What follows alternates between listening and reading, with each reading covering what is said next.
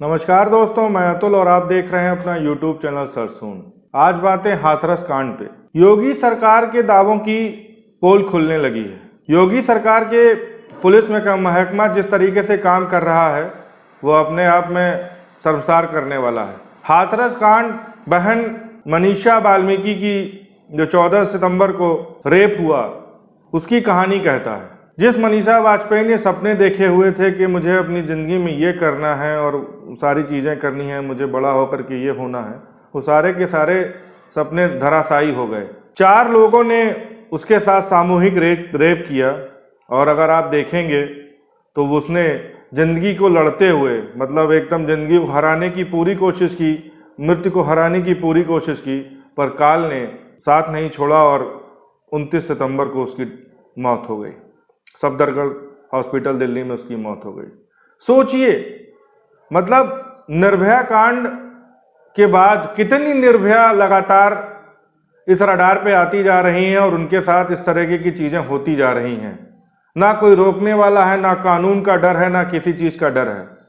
और सरकार के दावों की तो पोल एकदम ऐसे धराशायी होती चली जा रही है कि जैसे आप समझ लीजिए कि मतलब बिल्डिंग जैसे गिरती है उस प्रकार से गिरती चली जा रही है। भारत भाजपा की सरकार यूपी में आई तो बड़े शान शौकत के साथ थी, पर जिस हिसाब से काम हो रहा है, जिस हिसाब से चीज़ें हो रही हैं, जिस हिसाब से पुलिस महकमा काम कर रहा है, वो सोचने वाला और दिल को डराने वाला प्रतीत हो रहा है। आप खुद भी सोचिए, समझिए और कहिए। कोरोना काल में जो पुलिस लोगों के तालियों की हकदार थी, इतनी बर्बरता दिखाई दे रही है, इतनी चीज़ें दिखाई दे रही हैं कि मतलब सोचने पे दिमागी फटता हुआ समझ में आता है। उस बहन का क्या कसूर था, उसका क्या कसूर था कि वो इस तरीके से मौत को प्राप्त हुई। दरिंदगी थम नहीं रही है और दरिंदों के चेहरे पे खौफ भी नहीं है। अब उनके पीछे किन आकाओं का हाथ है, वो किनके किन आकाओं का हाथ है, वो किनकी उस पर काम कर रहे हैं, ये सोचिए क्या हो रहा है यूपी में। इतना मतलब निर्भीकता, चाहे वो बरेली का केस हो, चाहे वो जौनपुर का केस हो, चाहे वो बाराबंकी का केस हो, हर तरफ त्राहिमाम मचा हुआ है। और अगर आप सोचें तो मतलब दूर दूर तक सिर्फ यही चीजें दिखाई देंगी। सरकार पीठ तो बहुत थपथपा रही है कि हम ये कर रहे हैं, हम यहाँ पे अपराध कम कर रहे हैं, हम यहाँ पर रेप कम कर रहे हैं, पर अगर आप देखिए सारे न्यूज़पेपर, सारा मीडिया इन्हीं सब चीज़ों से भरा पड़ा हुआ है। और इतना शर्मसार वाकया हाथरस पुलिस ने अंजाम दिया कि हम और आप सोच भी नहीं सकते हैं। परिवार वाले आग्रह करते रहे कि भैया मौत हुई है तो कम से कम डेड बॉडी को हमें दीजिए, हम सुबह उसका अंतिम संस्कार करेंगे, हम अपने रीति और रिवाज के साथ अंतिम संस्कार करेंगे। पर पुलिस ने उनकी एक ना सुनी और रात में ही 12:30-1 बजे करीब उस लड़की का, उस बहन का अंतिम संस्कार कर दिया। और अंतिम संस्कार में अगर आप देखिए जिस हिसाब से लोग बता रहे हैं, जिस हिसाब से चीज़ें हो रही हैं, इंडिया टुडे की रिपोर्टर ने एक वीडियो भी शेयर किया है जो मतलब शर्मसार करने वाला है। आप लोग चले जाओगे सर, मुझको एक बार बस बता तो दीजिए कि बॉडी है कि क्या है। मुझे सर राइट नहीं है बोलने का। मैं 3rd क्लास का एक पुलिस ऑफिसर हूँ। जल क्या रहा है आपके सामने? 3rd स्केल का पुलिस ऑफिसर हूँ। मुझे बोलने का अधिकार नहीं हिंदुस्तान में। आप लोग खड़े, किसी को तो पता होगा। मैं कोतवाल हो सकता हूँ पर बोल नहीं सकता हूँ मैं। अच्छा, कोई तो बता दे सर, हमको जरा बता दीजिए। जो बोल सकता है वो बोले। नहीं, कौन, ये क्या चल रहा है, इतना बस बता दीजिए सर, बस इतना सा मुझे बता दीजिए।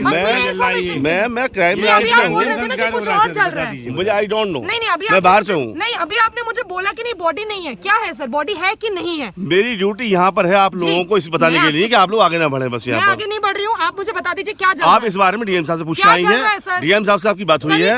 डीएम साहब से बात हुई है आपकी? डीएम साहब से बात हुई है आपकी? डीएम साहब से बात हुई है आपकी? डीएम साहब से बात हुई है आपकी? सर ये क्या चल रहा है? डीएम साहब से बात हुई है आपकी? कितनी डीएम साहब से बात हुई है आपकी? नहीं, बात नहीं सही है। सब लोग जो ड्यूटी है मैडम वही बोलूंगा मैं। मेरी भी ड्यूटी है। क्या चल रहा है? ड्यूटी आपकी बात डीएम साहब से हो चुकी है। डीएम साहब से बात हो चुकी है आपकी। डीएम साहब से बात हो चुकी है। डीएम साहब नहीं है। डीएम साहब यहाँ नहीं है। बात आपकी हो चुकी है डीएम साहब से। मेरी नहीं। कौन सी बात हो गई डीएम साहब से? आपकी हुई है, आप लोग वहीं जा रहे हैं। कौन सी बात हो गई? मुझे आप ही लोगों ने बताया अभी। ये क्या चल रहा है? आप लोग यहाँ खड़े हैं सर, ये क्या चल रहा है? मुझे बताइए। मुझे पता नहीं क्या हो रहा है। संजीव कुमार, मुझे पता नहीं है। मैं क्राइम ब्रांच में इंस्पेक्टर हूँ, ऑफिस में अटैच हूँ। मैं थाने में नहीं हूँ, मैं लॉ एंड ऑर्डर में लगाया गया हूँ। पे खड़े क्या चल रहा है सर? मेरी ड्यूटी लगाई गई है, मेरी गाँव में ड्यूटी लगाई गई है। कोई लॉ एंड ऑर्डर खराब ना हो यहाँ पर। बस यहाँ पे कोई नहीं। मैं रिक्वेस्ट कर रहा हूँ, आप सुन लें मेरी बात एक बार। नहीं सर, मेरी ड्यूटी यहाँ लॉ एंड ऑर्डर के लिए है, आपके सवालों को जवाब देंगे नहीं है। अथॉरिटी है यहाँ पे बोलने मेरी ड्यूटी ये नहीं जवाब दूंगा आपके सवालों सर को। आप बता सकते हैं, आप बता सकते हैं, कोई बता सकता है ये क्या चल रहा है? हाँ वो तो सर सब रिकॉर्ड हो रहा है, आप बिल्कुल टेंशन मत लें उस बात की। हाँ वो हम कर ही रहे हैं सर। सर मुझको बस ये बता दीजिए ये क्या अंदर है? नहीं जल रही है बॉडी। अरे तो I told you right? या 1 सेकंड, हटिए एक सेकंड, हटिए 1 मिनट। अब कर लिया ना आप लोगों ने जो करना है, हटिए एक बार। मैम मैं अंदर नहीं आगे जा रही हूँ, चिंता ही मत करो आप।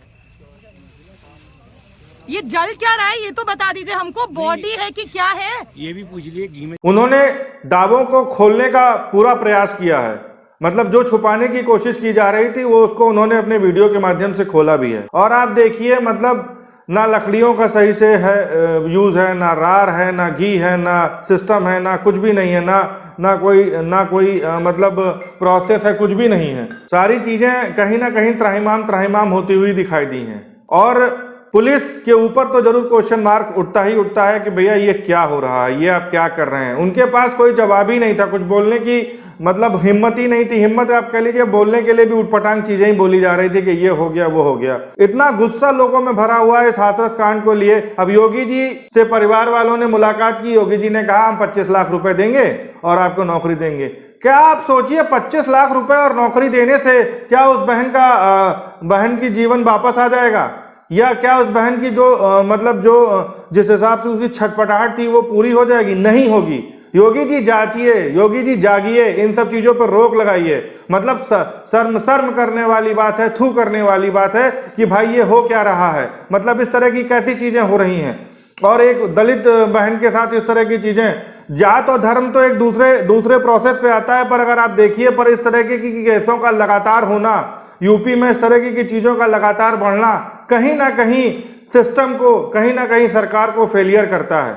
और आने वाला समय कितना सुरक्षित होगा, कितना अच्छा होगा, ये सिर्फ मुझे दूर के ढोल होते हुए दिखाई दे रहे हैं। अगर आप किसी से भी पूछेंगे, सरकार हर मोर्चे पे फेल होती ही दिखाई दे रही है। वो चाहे अब कोरोना पे हो, चाहे बहन मनीषा वाल्मीकि के इस केस पे हो। मतलब आप सोचिए इतनी छटपटाहट, मरने की तड़प, मतलब कितना चीजें की गई।